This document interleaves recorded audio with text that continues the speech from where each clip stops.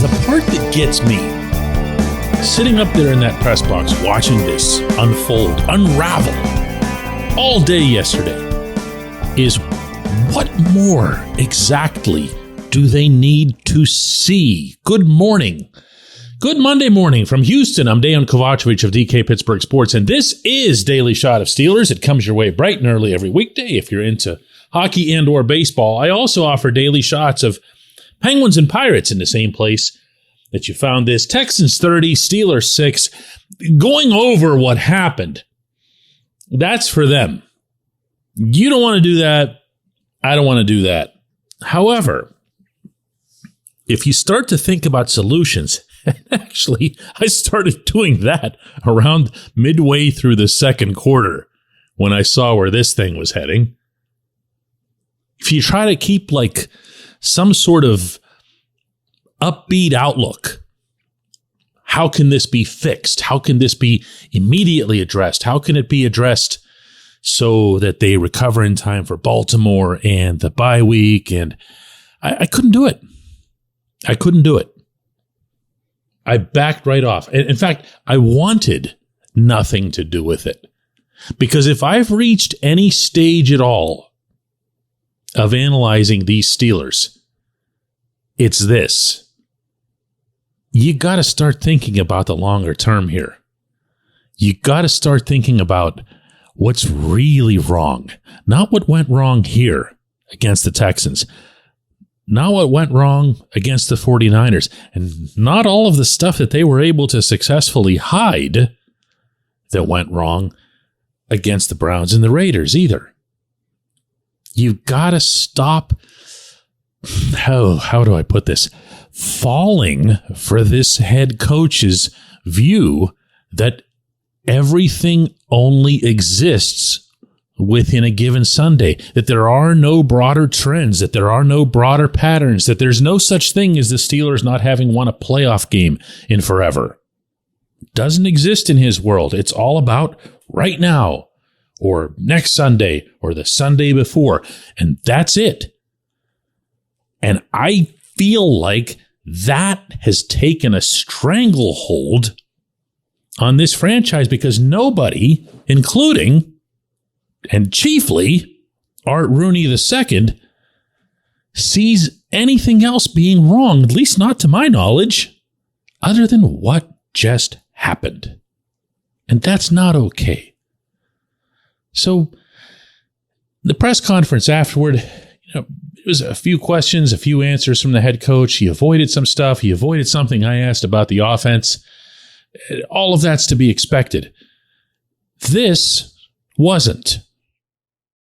Hell yeah, we got to make some changes, man. That was an ugly product we put out there today, and so we're not going to do the same things and hope for a different outcome. What those changes are, man, we'll put together a plan in preparation this week.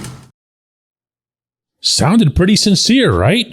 Yeah, hell yeah. We're going to make some changes. We're not just going to keep things. Sure you are. Actually, you are. And we're going to revisit that exact slice of audio.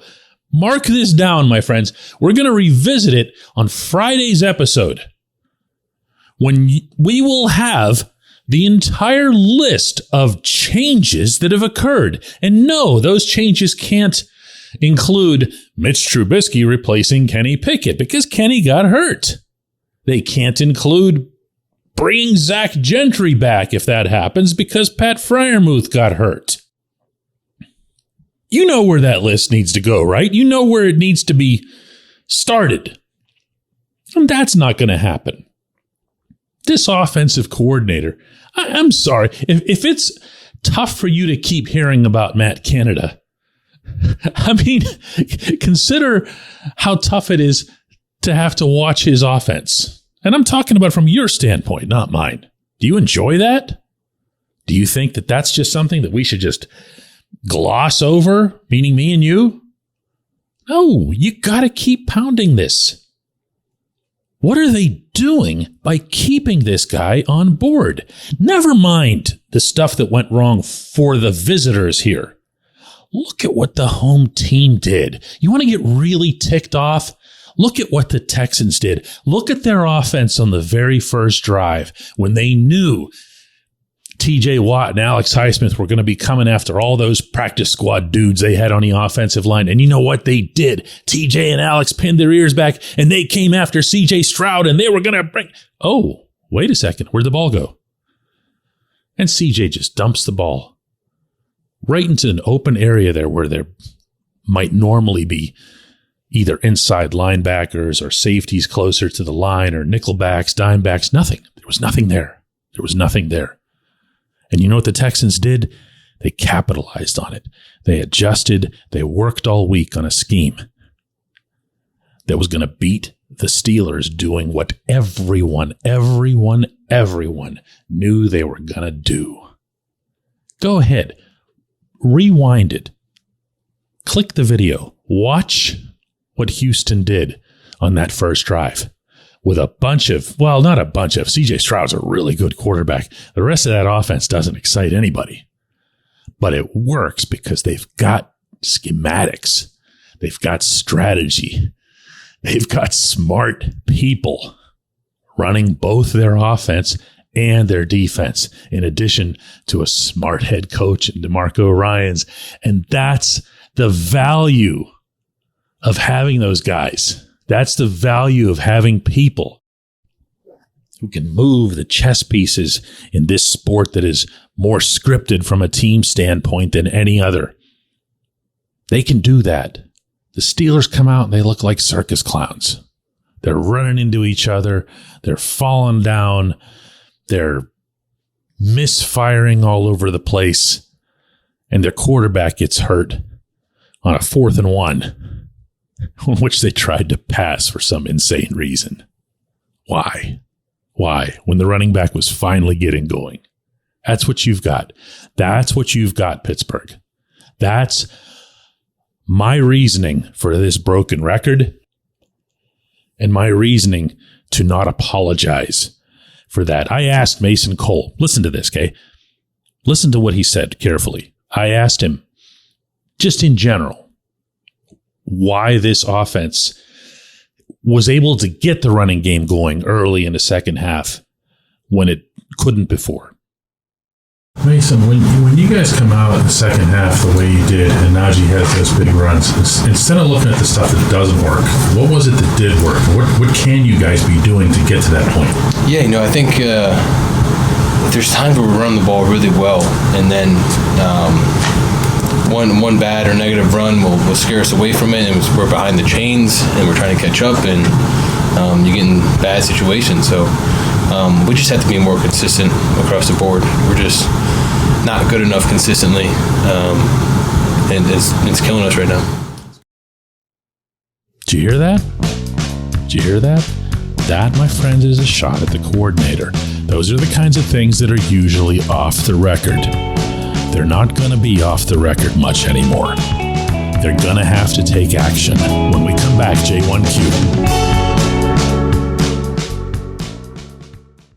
Luxembourg, Garbett, Kelly, and George. LGKG is a personal injury law firm in Western Pennsylvania that represents people hurt in car accidents or who need help with workers' comp or medical malpractice.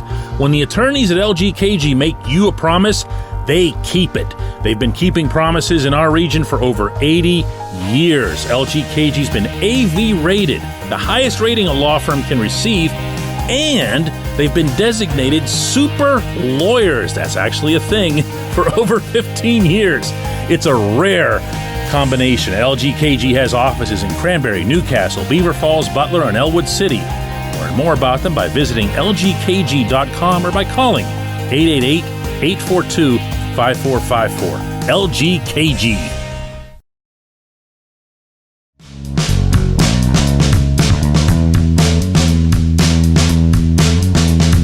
Today's J1Q comes from Ryan, who asks, DK, what's the possibility that our defense is just bad minus TJ Watt? So that makes our offense look so good during camp in the preseason, so bear with me. This defense looks great on paper and beats the heck out of a terrible offense, what's been on tape so far, and then you think everything's great until you play an actual NFL starting lineup. Although I'm thinking that bad coaching is in on this as well. I mean, even Kendrick Green looked like an all-pro against this group. So is that coaching or management? No, Ryan, it's not coaching or management. It's coaching, management, players, execution, everything. You will hear me on this program seize on a specific subject. I prefer to do things that way because I feel like you can get more in depth, and I feel like I can hopefully offer you something of greater value than, oh, this defense stinks. You know what I mean? Like, I'd rather be able to share with you something that's really, really lasered in with some input from the participants, and maybe you can go ahead and form your own stance on something. However, I can tell you that that's often misinterpreted as my blaming a single facet. This is a bad football team right now, okay? It's a bad offense. It's a bad defense. They've been decent on special teams, especially the kicking game. But that's it. My goodness, even TJ couldn't be found yesterday, going against some grocery bagger at left tackle. It's a bad football team. That never happens because of any one thing. If you prefer to study stuff like this by ranking blame, you go right ahead. My list of blame goes like this. Number 1 is Matt Canada. Number 2 is everything else. But the 2 exists. Across the board, it exists. My friends, this is not going to be solved by firing Matt Canada. That's not some panacea. I'm not pretending that it is. I'm not an idiot. It's a team sport with a lot of things going wrong. I happen to think it's a great place to start.